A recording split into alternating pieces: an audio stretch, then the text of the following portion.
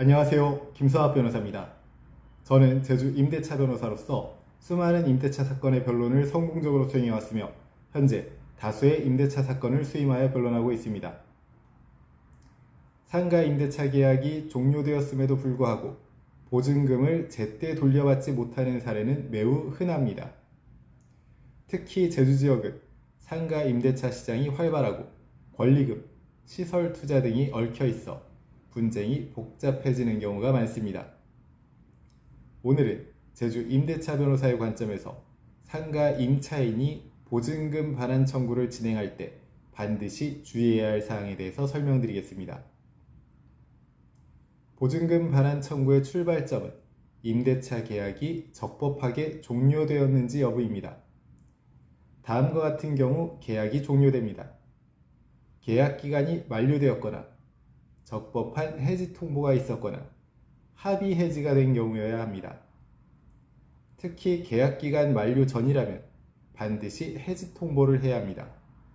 상가 건물 임대차 보호법에 따라 일정 기간 전에 통보하지 않으면 자동으로 계약이 갱신될 수 있으므로 주의해야 합니다.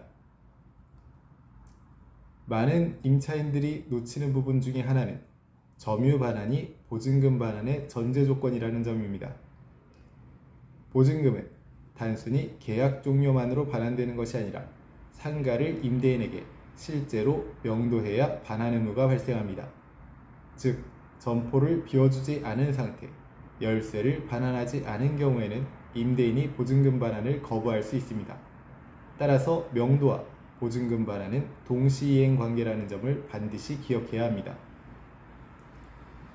임대인은 보증금에서 다음과 같은 금액을 공제할 수 있습니다. 미납 차임, 관리비, 원상 회복 비용 등을 공제할 수 있습니다.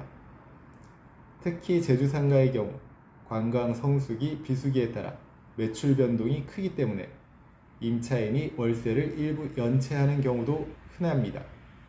이 경우 보증금 전액 반환이 어려울 수 있습니다. 따라서 사전에 다음과 같은 사항을 확인해야 합니다. 월세 및 관리비 완납 여부, 공과금 정산 여부, 시설 훼손 여부 등을 검토할 필요가 있습니다.